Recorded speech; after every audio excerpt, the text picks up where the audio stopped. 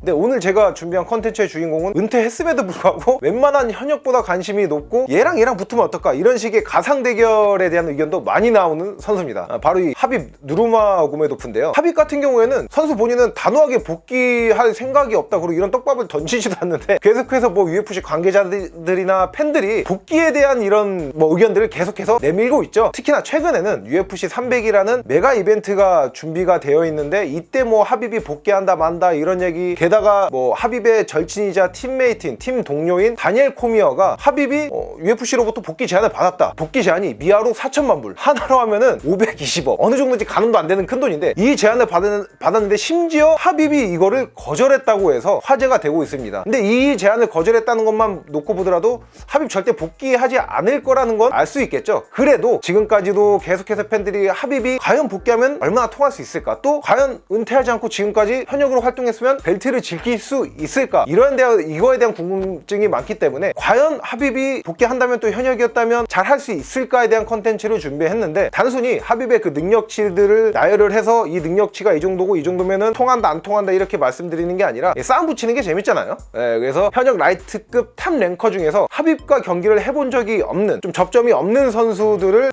한 3명 추려가지고 여기서 이제 하빕이 이 선수와 붙었을 때 승리의 가능성, 승리를 할 수 있을지 없을지 얼마나 높냐 안 높느냐, 이거에 대한 컨텐츠를 준비했습니다. 일단 첫 선수는 바로 아르만 사르키안입니다. 사르키안 같은 경우에는 현재 뭐 라이트급을 대표하는, 라이트급을 넘어서 UFC를 대표하는 대표 신성이죠. UFC에서 패배가 없는 건 아니에요. UFC에서 현재 2패를 기록하고 있는데 이 2패 모두 경기력은 굉장히 뛰어났습니다. 이 파이트 오브 더 나잇, 이 보너스를 수상한 것만으로도 알 수가 있죠. 근데 이 두 경기 중 한 경기가 바로 하빕의 절친이자 현 챔피언인 이슬람 마카체프와 경기를 했던 거였어요. 이게 아르만 사르키안이 UFC 데뷔전이었던 경기였는데, 이 경기가 아르만 사르키안이 정식 오퍼를 받고 한 경기가 아니에요. 짧은 통보를 받고 파이트 캠프 없이, 그러니까 경기 준비를 하지 않고 체중만 빼서 마카체프와 경기를 했던 건데, 엄청난 명승부를 펼치면서 판정까지 갔고 판정 패배는 했지만 보너스를 수상을 했던 겁니다. 그리고 사르키안은 일단 나이가 정말 어려요. 사르키안이 96년생으로 지금 만으로 이제 27살이거든요. 근데 제가 앞서 말씀드린 이제 마카체프와 경기를 할 때는 22살이었어요. 22살의 선수가 그런 엄청난 경기력으로 라이트급의 강자와 멋진 경기, 그리고 현 챔피언과 그 멋진 경기를 펼쳤던 겁니다. 그러니까 이 나이가 어리다는 게 정말 또 중요한 게, 나이가 어린 만큼 성장세가 빠르잖아요. 또 사르키안은 최근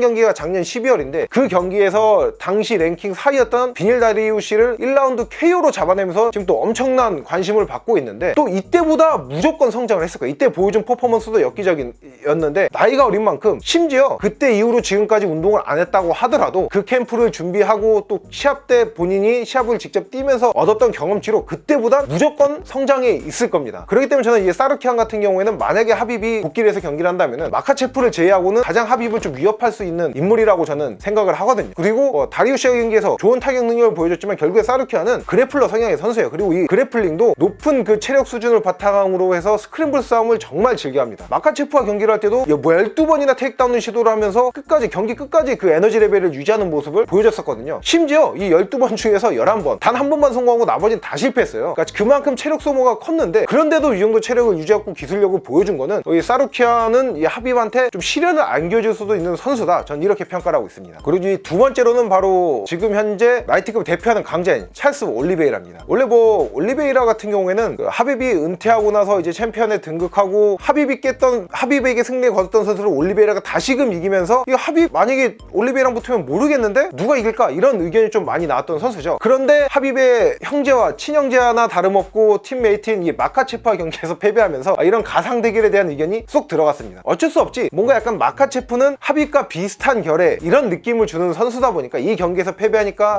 뭐 마카체프한테도 그렇게 패배했으면 하빕한테도 당연히 안 되겠네, 뭐 이런 평가를 받고 있는 거죠. 올리베이라가 강력한 이런 경기 운영, 그러니까 좋은 퍼포먼스를 보여줄 수 있는 가장 큰 이런 원동력, 가장 큰 요소가 위협적인 서브미션 캐치 주짓수 능력입니다. 그러니까 이 능력이 워낙 탁월하다 보니까 선수들은 올리베이라랑 경기를 할 때 테이크다운을 할 생각을 하지도 않고요. 심지어는 본인이 타격을 맞춰서 넉다운을 시켰는데도 추가 파운딩을 쳐야 되는데 들어가지 못하고 그냥 뭐 시간 끌다가 갔다가 회복할 시간 줘서 결국에 역전 경기를 내주는 경기가 대다수예요. 그러니까 이게 MMA는 제가 항상 말씀드리는 게 다양한 영역이 섞인 만큼 이 영역을 조화롭게 쓰는 게 중요한데 그래플링 영역은 아예 배제하고 싸워야 되는 거예요, 찰스 올리베이라는. 근데 이런 올리베이라의 경기 운영을 아예 깨부순, 이런 공식을 깨부순 선수가 바로 이슬람 마카체프입니다. 마카체프는 그래플링이 워낙 강력하기 때문에 다른 선수는 들어오라고 해도 안 들어가는 그 그래플링 영역에 본인이 먼저 싸움을 걸어서 테이크다운해서 넘기고 오랜 시간 컨트롤하고 올리베이라 맞춰서 넉다운 시켰는데 다른 선수 못 들어가는 그 라운드 그냥 바로 들어가서 서브미션 피니시 했단 말이죠. 이게 하빕이 마카체프의 그래플링보다 나으면 나을지 떨어진다고 평가받는 선수가 아니잖아요. 그러다 보니까 이 찰스 올리베이라 특유의 그 강력한 경기 운영, 이런 공식 같은 경우에는 하빕 앞에서는 발휘되기 힘들지 않을까, 하빕의 승산이 좀 높다고 저는 생각을 합니다. 세 번째로 제가 생각하는 선수는 이제 마테우슈 감롯입니다. 감롯 같은 경우에는 하빕한테 직접 찬사를 받은, 직접적으로 칭찬을 받은 선수예요.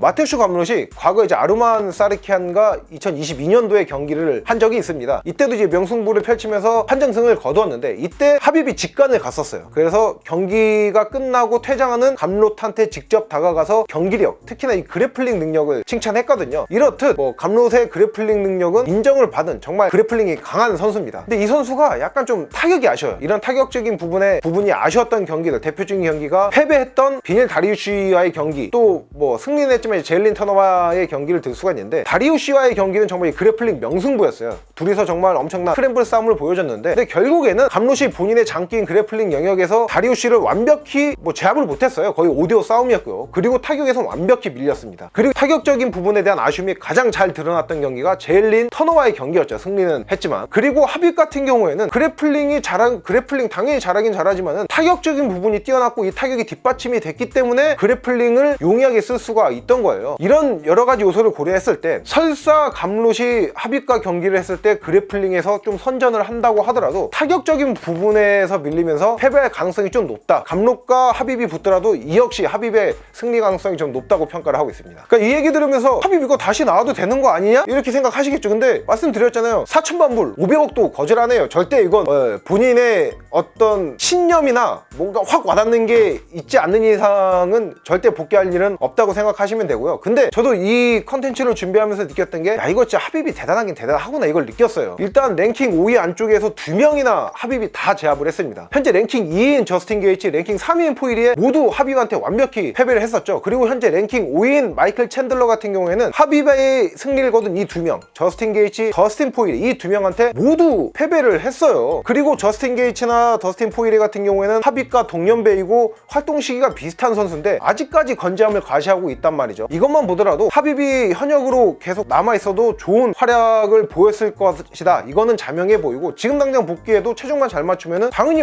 좋은 실력 보여줄 수 있겠죠. 그리고 하빕은 본인이 가진 이런 운동 능력적인 부분, 운동 기술적인 측면도 중요하지만 일단 사람 자체가 영민한 스마트한 스타일이에요. 그렇기 때문에 본인이 과거에 약점으로 지적받았던 영역도 지금까지 꾸준히 훈련하고 현역을 했다면 약점이 보완 및 강화됐을 가능성이 높다고 생각을 하고, 또 운동 능력적인 측면은 나이가 먹으면 그냥 어쩔 수 없이 하락이 되잖아요. 그래도 본인이 이제 경험이 쌓이면서 성장하는 그런 능력들, 경기 운영 능력이나 기술적인 부분으로 충분히 보완을 했을 거라고 생각을 합니다. 근데 이게 또 아이러니한 게 스마트한 선수니까 금방 또 은퇴를 한 거죠. 또 하빕 같은 경우에는 은퇴 자체가 본인의 그 전성기 시절 최고점에서 은퇴를 했기 때문에 얘가 복귀하면 어떨까? 현역이었으면 어땠을까? 이거에 대한 의견은 아무래도 계속해서 나올 수밖에 없다고 생각을 합니다. 근데 저는 이 마카체프 영향도 좀 있다고 생각을 해요. 마카체프가 지금 현재 챔피언, 하빕의 바통을 이어서 챔피언이 되고 본인만의 또 레거시, 역사를 써내려가고 있잖아요. 여기서 하빕이 끼는 거는 그림이 좀 이상하죠. 또 하빕이 어릴 때부터 같이 운동했던 친형제나 다름없는 사이이기 때문에 장기적으로 봤을 때도 본인의 가문, 이런 본인의 팀이 장구한 역사를 써내려가는 게 더 낫다고 생각하는 것 같기도 합니다. 그래서 오늘은 하빕이 과연 현역으로 복귀하면 또 현역이었으면 어땠을까, 이거에 대한 컨텐츠를 준비했고요.